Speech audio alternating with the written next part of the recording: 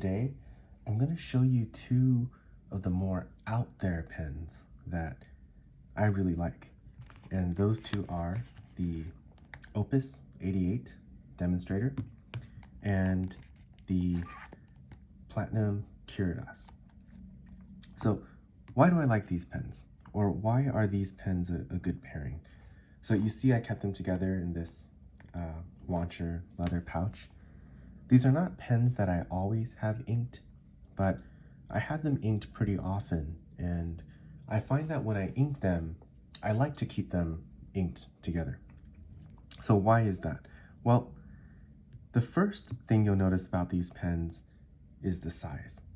So I have pretty big hands, and for me, I find larger pens more comfortable.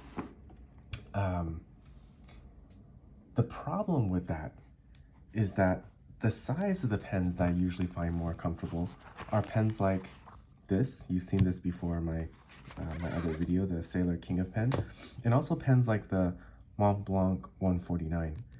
Now, these pens are great, really great writers, really great nibs, everything. But the problem with using these on a daily basis, well, the first is they're really expensive. These are outrageously expensive pens. The other problem is that these big pens tend to come with huge nibs, and these nibs tend to write very wet and just not suitable to use to take notes or just write from a day-to-day perspective. So that's where the two pens I'm showing you today come in.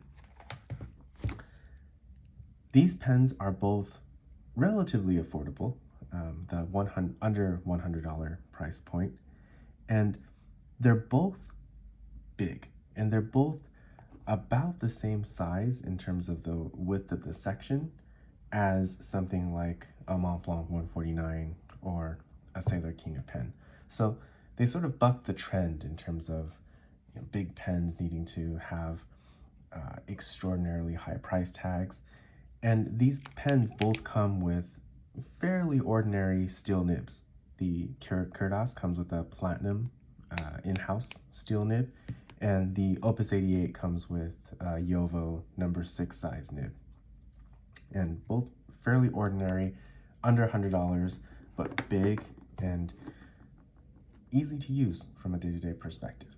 So that's why I think they go pretty well together. Now, these pens are quirky. So let's start with the Curidas. I'll show you these pens, and then I'll show you a bit of how they write and all that. Objectively, the Curidas is an awful pen. It's hard to mention the Curidas without also mentioning the Pilot Vanishing Point. The Vanishing Point is the standard in terms of capless or easy to use everyday type of fountain pen. It is near perfect from a design perspective, in my opinion. The Curidas is not that. So let's take a look at what I mean about that. So first, let's start with the size. I mentioned I like the width of the pen, but this pen is incredibly long. I'm not sure, I can't see my camera now, but I think this is in frame. This is significantly longer than the Vanishing Point, which is itself a very long pen. That means that the Curidas simply doesn't fit in a shirt pocket, for example. So this, the clip is there, but it doesn't really fit. When I tried to clip it to my shirt, it doesn't fit in a variety of pen pouches. Now, the reason it has to be so long is because of this huge knock system. And that brings me to the second point. So why is there such a long knock system? Well, because Platinum figured that they needed to have a way to open the door for the nib without having the nib hit the door. So they came up with this elaborate system where the door sort of falls open into this groove here. Then you hear the first click as it locks into place there. Then it clicks as the nib opens. That is a problem that just doesn't exist. Nobody has thought, oh, the Pilot Vanishing Point mechanism is flawed because the nib hits the door. No, it's a perfectly good mechanism. So Platinum was solving a problem really that doesn't exist, and in order to solve that problem, they had to make the travel distance of the knock quite long.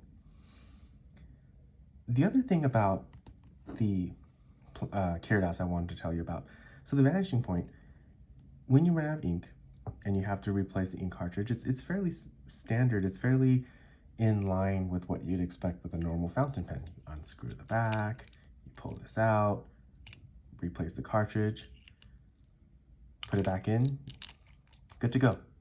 Simple. You've probably seen this before, but refilling the ink on a Curidas is an engineering exercise. So you unscrew this just like the Vanishing Point, but then you got to line up this groove. You can't push too far because this will go beyond this point. Got to push to here so it lines up with this groove. Then you turn it till it lines up with this groove. Then you pull this out. Don't lose the spring. Then you repeat the exercise down here where you move this groove over here and being careful not to lose this piece. So I've done that once and that's not great. Then you pull this whole mechanism out. When you pull that out, you got to be careful not to pull this out as well, because if you do that, then it becomes a bit messy. Then you replace the ink cartridge or refill the whatever, the converter. Then you do the steps in reverse, put this back in, make sure that's tight. Line up this with this groove here, trying to be careful not to hit the nib on the spring. Don't push too far. Not doing something right here. There you go. And then twist that back over, lock that. The knock is stuck. Make sure the knock's not stuck. And you're good to go. Terrible. The final thing that just makes me laugh about this pen is the clip. Now, people have complained that the Vanishing Point has this clip in the way of where you hold it, and this bothers some people. It doesn't bother me, but at least Pilot has tried to make it more palatable by smoothing the sides here. You can see how the clip narrows where most people might hold it, and it's still in the way. It doesn't bother me, it bothers some people.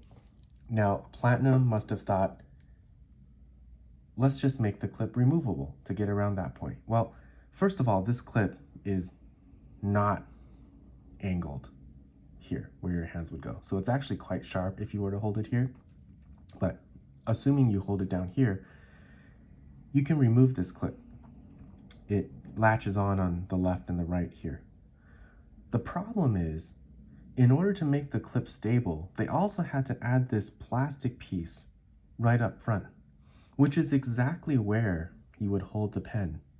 So it really makes the whole purpose of the removable clip pointless, in my opinion.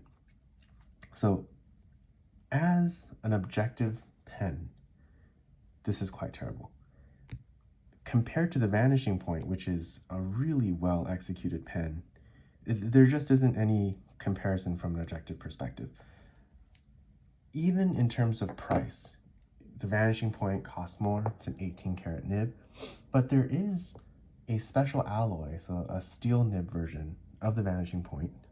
I don't know if it's officially sold in the US, but overseas it's called the special alloy capless, which is even cheaper to buy than the Curidas, and that's a no-brainer in terms of if you wanted an objectively good pen. That said, I adore this pen.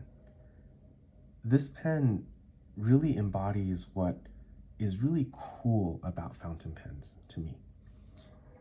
Fountain pens In this day and age, no one needs to use a fountain pen. They are just not sensible writing instruments. So using fountain pens should be fun. And this pen, with all its flaws, it really does make me smile. It just, thinking through what the Platinum designers and engineers, what they must have thought in terms of, oh, let's build this feature, let's build that feature, let's make it lock this way, and this is how we put it together. It just makes me smile. So beyond the fact that this pen, the size fits well for me because it's such a wide, girthy pen, using this makes me smile because I think it's just a really cool exercise, and I'm happy that it exists. I hope that this pen sells well enough so that Platinum doesn't stop from doing silly things like this in the future. But I really do like this pen. The other reason I do like this pen is the nib. Now, I found, your mileage may vary, I found Platinum nibs to be hit or miss and inconsistent even within the same model. But this particular nib is really quite nice. So this is a steel fine.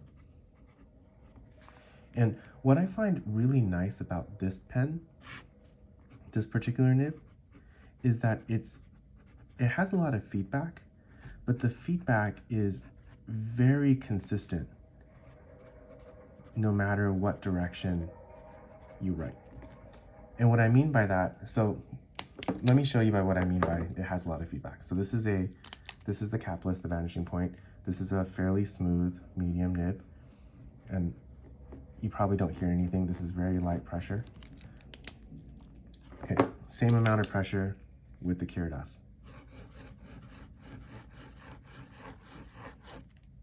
Hopefully you heard the difference. But the other thing I want to point out, it's not just that this nib has feedback. It's that no matter which direction you write, left, right, up, down, the S's, the feedback is very consistent across the writing experience. And that makes this pen very easy to use and very easy to use precisely.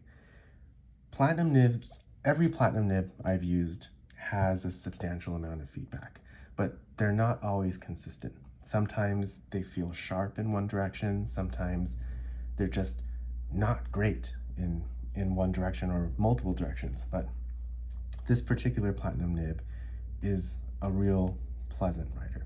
So for those reasons, even though objectively this pen sucks, it really is not a well executed design. I don't even think it's that well made. There are problems with the feed cracking, the pen would leak.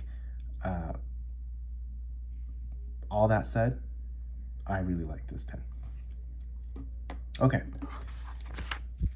on to the Opus 88. In my mind, Opus as a company is like the anti-TWSBI. And I don't have anything against TWSBI. I respect TWSBI quite a bit as a company. It's just none of their products excite me. The one exception there may be the TWSBI Draco, but that's a bit of a one-off, low-run, special edition type of pen. Their normal production pens are really well made, really affordable, great all around. They just don't excite me, and I don't have any TWSBIs left in my collection aside from the Draco. Opus 88, on the other hand, I really do like them. Their price point tends to be a little bit higher than TWSBI. I bought this pen a few years ago when I was visiting Taipei, Taiwan. And this pen cost about 80 USD in Taiwan. I don't know what the price is here in the US. It's probably a little bit higher than that. And aside from the size of this pen, which I mentioned I really, really like, the fact that this pen is a two-way shutoff valve, which is, it's an eyedropper pen where you have to unscrew the nib, the section unit from the barrel to fill it with an eyedropper, then fill it back in.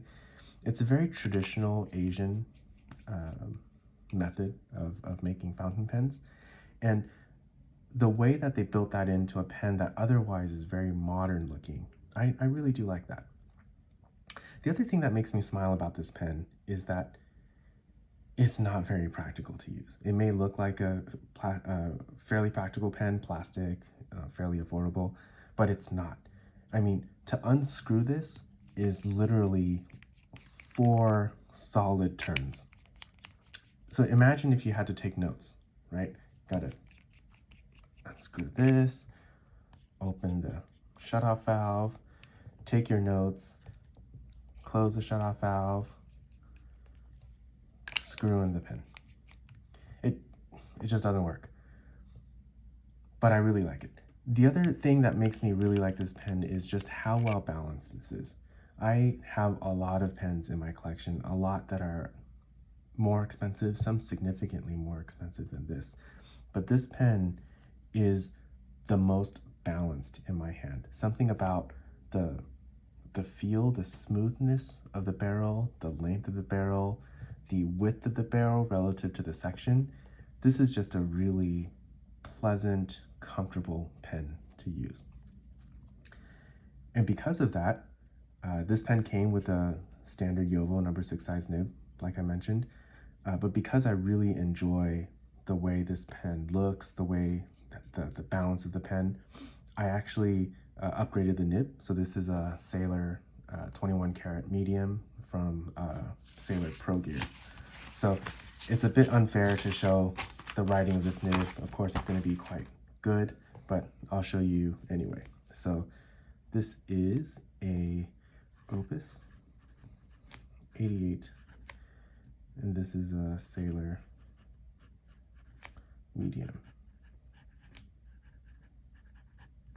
So this pen is just really, really well balanced and really a great pen in my perspective.